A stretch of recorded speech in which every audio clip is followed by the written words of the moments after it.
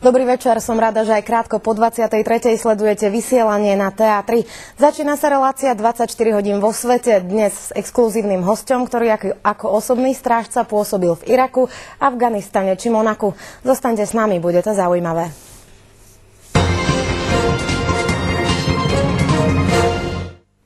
Začíname správami zo sveta. Východné pobrežie Kanady a Spojených štátov je pri pohľade z vesmíru skôr ako satelitný záber z Antarktídy. Všetky veľké metropoly na East Coast zasypali desiatky centimetrov snehu. 7 ľudí prišlo o život.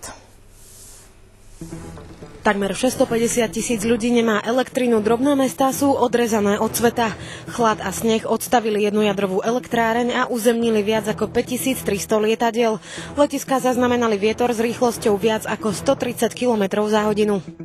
Brusel včera nebol jednotný, tak ako to deklarovali politici a niektoré médiá. Reálne hrozí, že nový rozpočet, ktorý navrhla Európska rada, nakoniec bude musieť prepracovať. Europoslanci totiž hrozia vetom. Parlament sa k aktuálnemu rozpočtu môže vyjadriť až v júli. Nemecká ministerka školstva Annette Schavanová podala pre plagiátorskú aféru demisiu. Prehlásila, že odstupuje dobrovoľne, pretože nechce poškodiť stranu kresťanských demokratov. Kancelárka Angela Merkelová prehlásila, že jej odchod prijíma s ťažkým srdcom. Škandál s konským mäsom v mrazených potravinách sa stupňuje. Zodpovedný je údajne rumunský dodávateľ, ktorý spracováva hovädzie aj konské mäso na rovnakých jatkách. Švédsky výrobca Findus stiahol už lazane s konským mäsom z predaja vo viacerých krajinách. Protiraketový štít, ktorý na starom kontinente plánujú vybudovať Spojené štáty ako ochranu pred iránskymi raketami, nebude účinný. Jeho efektívne fungovanie spochybňujú tajné štúdie amerického ministerstva obrany. Kongresová komisia teraz zvažuje, či sa 8-miliardová investícia do projektu oplatí. V Číne sa začali oslavy nového lunárneho roka, známe aj ako jarný festival. Ide o najdôležitejší čínsky sviatok a trvá až 15 dní. V novom roku prevezme vládu v krajine po nebeskom drakovi vodný had. Číňania odštartovali tieto veľkolepé slávnosti už tradične tancom drakov. Žiadne omyly nie sú dovolené, pretože aj drobné zaváhanie môže byť osudným. Rýchle reakcie, pohotové rozhodovanie a nasadenie 24 hodín denne, 7 dní v týždni sú pre neho samozrejmosťou, rovnako ako adrenalín, nebezpečenstvo a nástrahy najrôznejšieho druhu. V štúdiu je už spolu so mnou Erik Mokoš, International Security Contractor, čo by sme do slovenčiny mohli preložiť možno aj ako osobný strážca. Dobrý večer, pán Mokoš. Dobrý večer. Ja som sa veľmi tešila na tento rozhovor, pretože z toho všetkého, čo vy ste mi už porozprávali, mám pocit, že to bude mimoriadne zaujímavý rozhovor. Asi by som začala takou otázkou, alebo vysvetlite divákom, čo vlastne robíte, čo to znamená International Security Contractor. Takže vo svete nás poznajú a nazývajú nás ako International Security Contractors. V slovenčine v podstate tento názov neviem nejak preložiť, ale ako preložíme, tak by sme ho mohli preložiť ako nájomní bezpečnostní agenti, pôsobiaci v zahraničí niekde medzinárodne.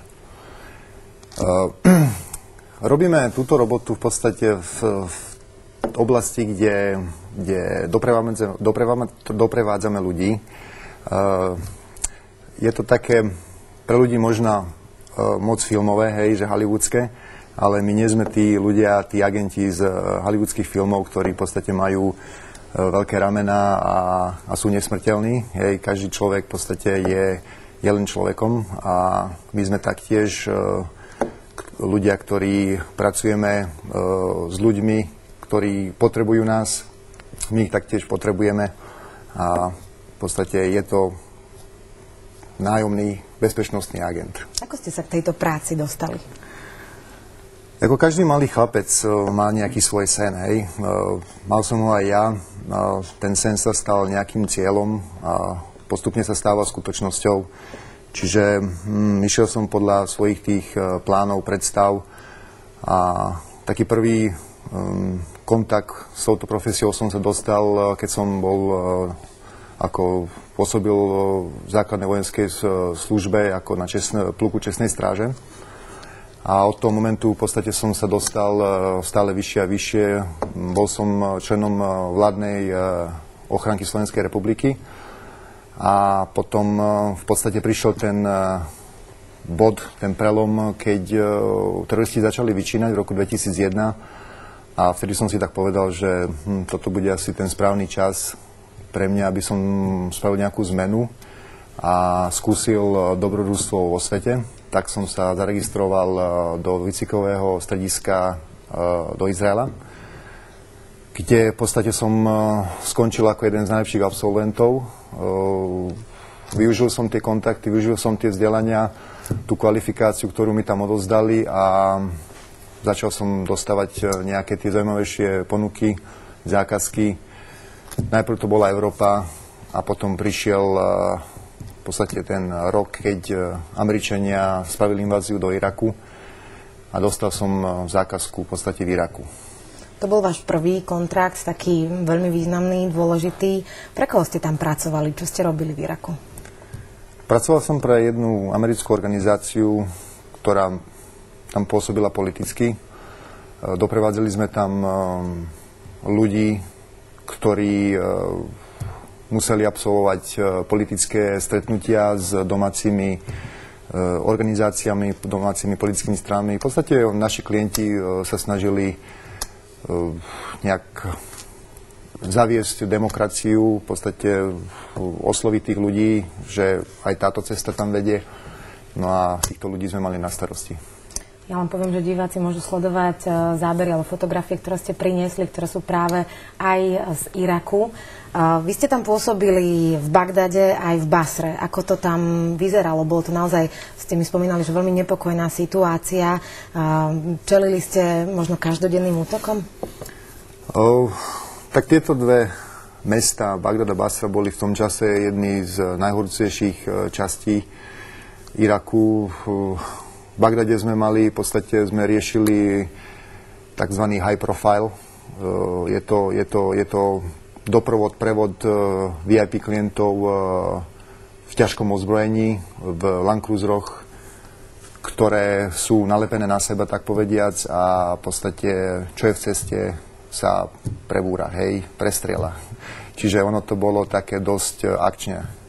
Basra, tam sme museli zmeniť taktiku, riešili sme tam low profile, čo znamená, že sme pracovali viac menej diskrétne, sme skúšali zapadnúť medzi tých domácich. Akými spôsobmi ste možno sa snažili zapadnúť, keď v podstate ste sa nejakým spôsobom snažili ochrániť vášho klienta a popri tom sa tváriť nenápadne? Dá sa to? Tak dá sa to, nejaký čas. V podstate práve to je to, že to tajomstvo toho povolania, aby človek vedel ten správny čas odhadnúť tú správnu taktiku.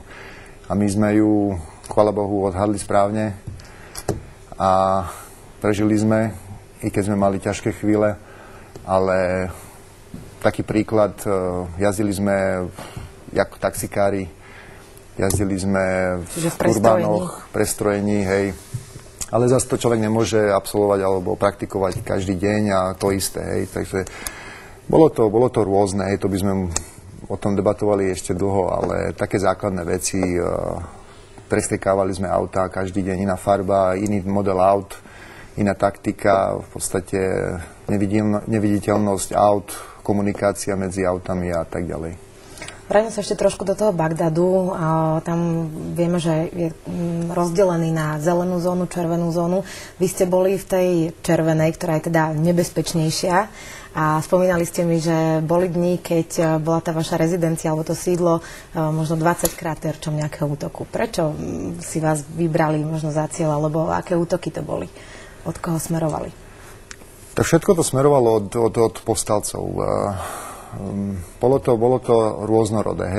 V Basre sme bývali vedľa dôležitých lokalít, ako bola britská armáda, ako bola americká armáda, ako bola CIA a tak ďalej. Mali sme klientov, ktorí boli významní, ktorí boli dôležití pre chod tej krajiny, pre rôzne styky s tými domácimi vyššími ľuďmi. A ono to bolo, viete, keď je niekto proti islámu, niekto je cudzinec, snaží sa tam spraviť nejaký prevrat, tak je zároveň nepriateľ. Čiže mali sme veľa nepríjemností, mali sme veľa útokov na vlastnú rezidenciu, mali sme veľa útokov na konvoj, keď sme prevážali klientov. Čiže ono to bolo rôznorodé, ale tam to ohrozenie bolo každodenné, lebo bol to Irak, bolo to najhorúcejšie obdobie. Dokázali ste vždy všetky útoky zvládnuť, alebo možno prišli aj nejaké momenty, ktoré boli ťažšie?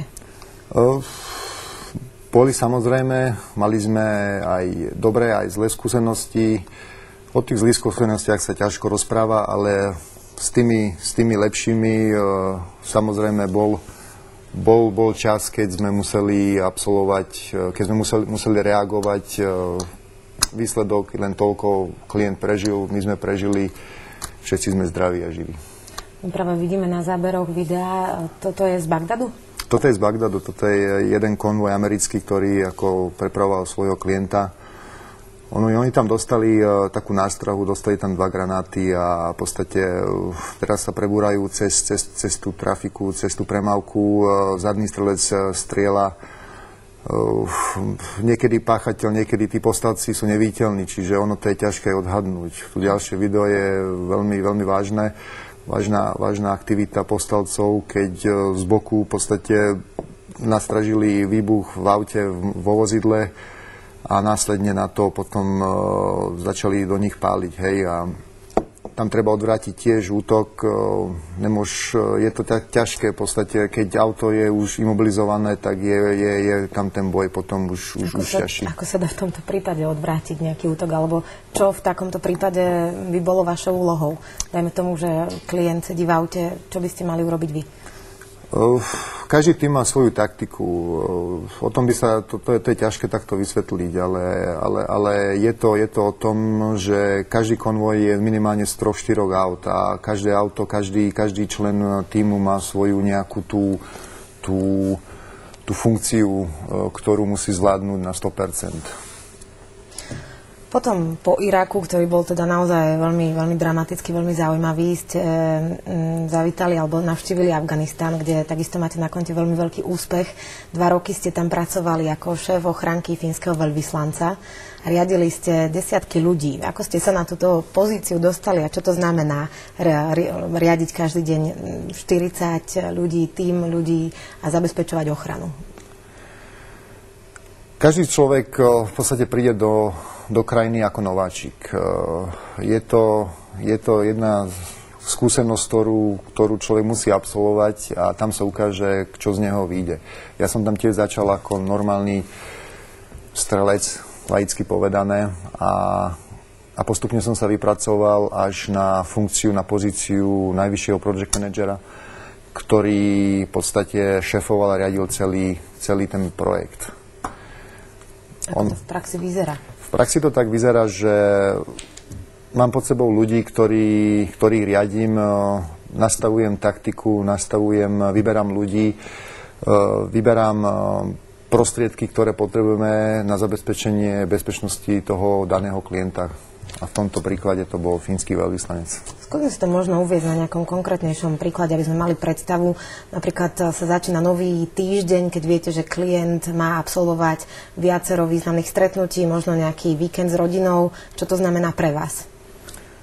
Pre mňa to toľko znamená, že ak dostanem určitý plán od klienta, tak deň začína poradami.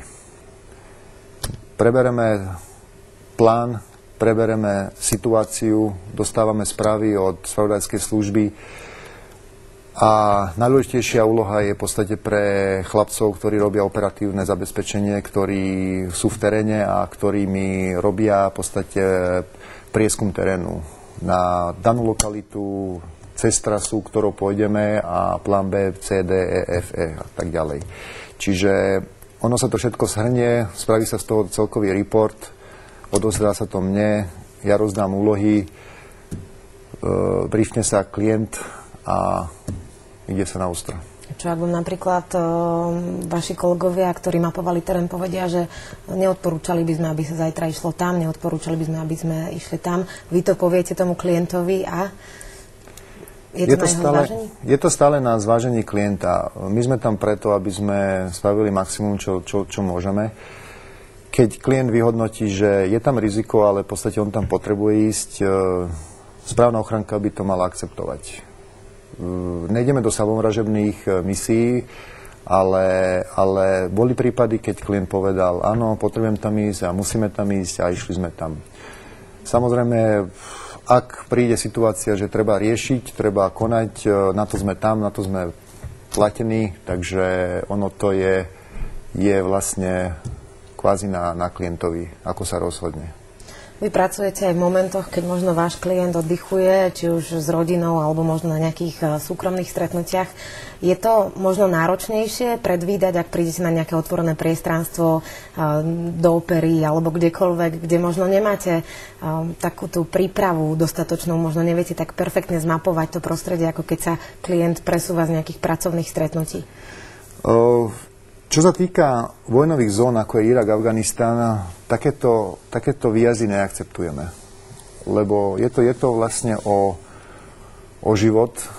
Je tam priama hrozba, povstalci nikdy nespia. Čiže takéto samovražedné výjazdy nerobíme. Každý výjazd sa musí zmapovať a musí sa spraviť z toho nejaký záver. Keď som pracoval pre VIP ľudí, ako pre jedného miliardára z ruskej krajiny, tak pre ňoho sme v podstate pracovali na báze teraz.